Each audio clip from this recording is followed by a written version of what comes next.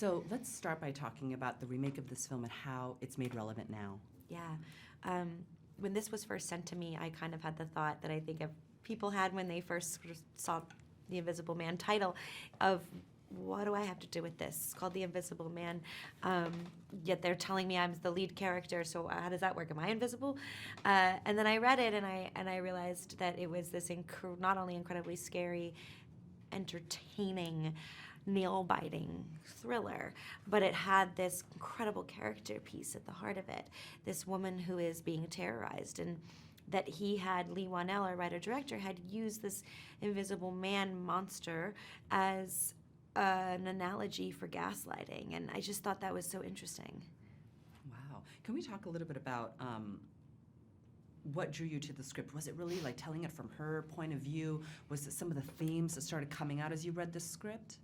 I think one of the things that really attracted me to it was the idea that we were making a monster a real character, that it wasn't somebody who had some sort of special skill or had to kind of, I don't know, he wasn't wielding a chainsaw, that it felt like here was somebody who was real. He was a real person who was intelligent and handsome and was incredibly manipulative and also abusive. And I think that was something that I really, really liked that Universal and Blumhouse wanted to do. And I feel like the word surprise and also the element of surprise is such a huge theme throughout the whole movie. Can you talk about how the surprises and the scares are really amped up in this film? Yeah, one of the things Lee and I talked about when we first talked was we were like, we really need this movie to be scary. That was the most important thing to us. Like, nothing else works if it's not scary. And we had so much fun figuring out what was the scariest thing to do.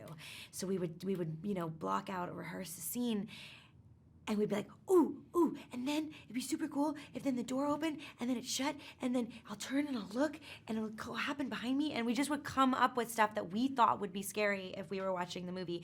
Or we'd do a take and I'd be like, I think that if you let that go a little bit longer and just draw it out as much as possible, the audience is gonna be on the edge of their seat. So it was really fun to kind of just enact what we wanted to see. And speaking of fun, I feel like when you're making a horror movie, no one expects that to be fun. Can you talk about how surprised you were and how fun it was to make this film? Yeah, absolutely. It was really surprising how fun it was, because it was such an incredibly challenging character and a really crazy script and incredibly dramatic and all that kind of stuff. But we had so much fun. We really did. Lee is really funny and a fun guy. Ollie is. Everyone's awesome. And we just... essentially, you're doing things that are kind of really silly. They look really scary when you see the movie, but what we see is very different. My entire fight is with a man in a green suit, a tall man in a green suit with his head covered. I mean, it looks ridiculous.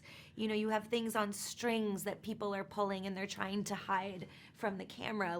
Nothing looks as scary as it looks in the movie. When I saw the film, it was mostly me going, oh my God, that worked. Oh my God, that's amazing. Oh my God, that really actually is scary, because at the time it doesn't feel very scary at all. And I have to talk about the character, because even though your character, she's always on the brink of, craziness yet sanity, she's so strong and powerful. Can you talk about her as a strong female character? Yeah.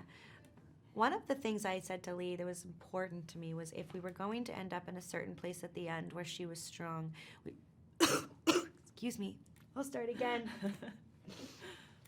One of the things that was really important to me was if we were I need to have some water. I'm sorry. Yeah, I'm please. Legitimately losing my voice. I'm glad just you're so the interested. generic. I'm just oh my God, this is so great. No, but I really love the performance is so incredible. Just to watch you through the whole thing. Thank you. Thank you very much. Take 3.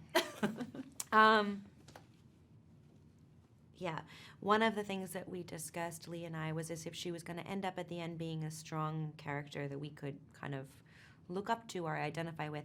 I really wanted her to start out as weak and vulnerable as possible. I played a lot of strong women, and I think it's important to remember that we can also be vulnerable and we can be intelligent but also make the wrong choices. And that was that quote-unquote weakness, that vulnerability, that timidness that she has in the beginning, I think was just as important as getting to the strong place at the end.